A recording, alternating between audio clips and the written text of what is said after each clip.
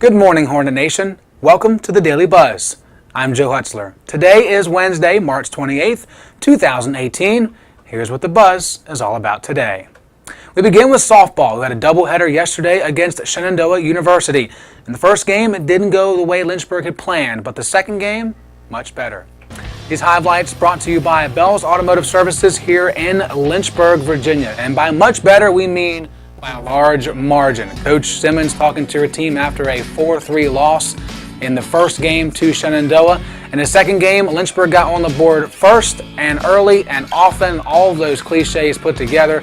As you see, Kayla Hugate beat out the throw and scores Taylor Mabry in that scenario.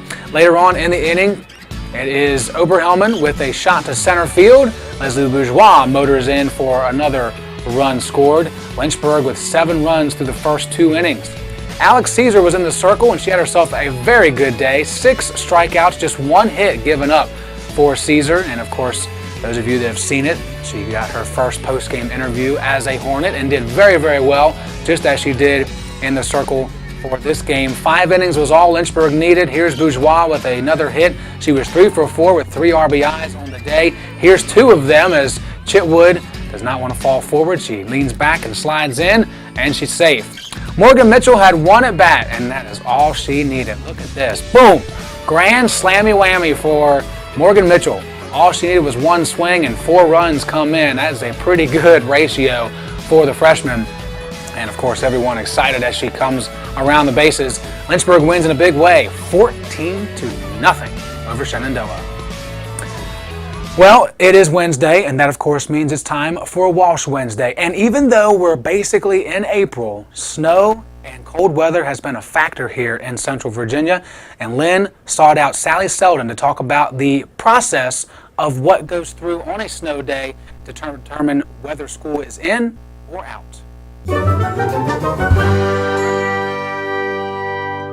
There are a lot of factors that go into determining Lynchburg College's status when the weather isn't quite what we want it to be. And those hardworking people have been to overdrive this semester with the crazy weather we've had in Central Virginia. If I know that there's going to be potential for bad weather, actually every day, honestly, I get up about 4:15, between 4 and 4:15. I know a lot of people go, whoa, that's early, but that's pretty common for me. And I spend a little bit of time looking at the forecast. At 5 o'clock, I touch base with Tim Mason, who oversees our night crew and our grounds group, and I talk about conditions on campus. So the most important thing for us is to make sure that you can get around both in the parking lots and the sidewalks on campus safely.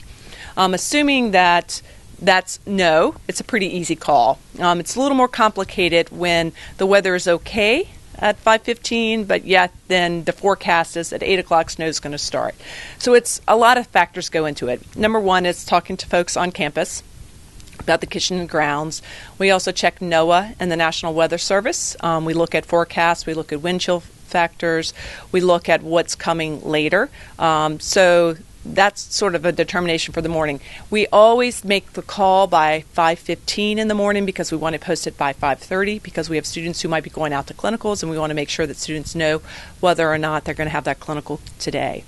Our grounds crew, first of all, we need to be very grateful for them because a lot of times they'll work all the way through the night preparing campus to be ready to be open.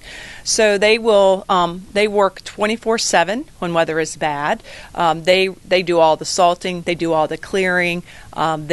They try to prioritize our spaces depending upon use, even on the weekend.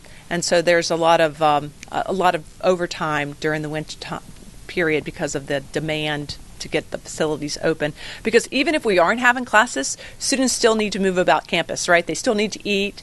They might want to go out and go to Drysdale and do some social things. They may want to go to the gym and work out. So the grounds crew has to keep campus as clear as possible.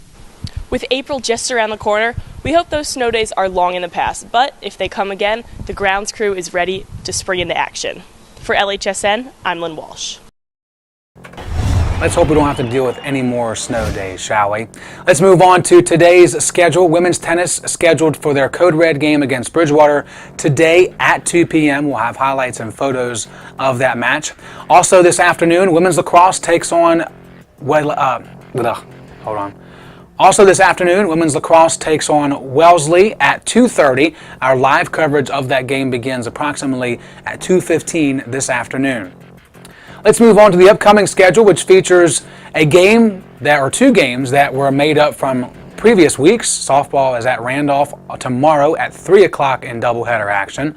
Also, baseball is in action tomorrow. Yes, they were scheduled for today. North Carolina Wesleyan had to schedule a conference opponent for today. So instead of baseball playing the Bishops today at home and tomorrow in North Carolina, now they're playing both games here on Thursday starting at 1 p.m. And a rescheduled game. Men's tennis was supposed to play yesterday, but the rain was going to be sitting on the court was too much to take on the Tigers, so they have moved that Code Red game to April 18th at 3 p.m. Please adjust your schedules accordingly. All right, let's move on to campus events. We have two of them today. LC Community provides meals at Parkview Mission today from 4 to 7 o'clock. You meet at the Spiritual Life Center at 4 and head over to the Parkview Methodist Church to deliver that community service. And last but not least, gun rights, security versus liberty. Very good conversation, especially very relevant right now. The members of Theoria, the philosophy club here, invite you to discuss the current debate and a long-term debate over the constitutional right to bear arms. That's tonight at 7 o'clock in the West Room, which is on the top floor of the Drysdale Student Center. As we do every day here on the Daily Buzz, we let you know what day it is on the National Day calendar. And today is National Put Something on a Stick Day. And we didn't know what to do about this day. All I know is that I really enjoy corn dogs, and they're on a stick. Kebabs. I know John Waters likes his kebabs from Zoe's Kitchen, and his wife will back me up on that. So enjoy something on a stick today if you like to do that.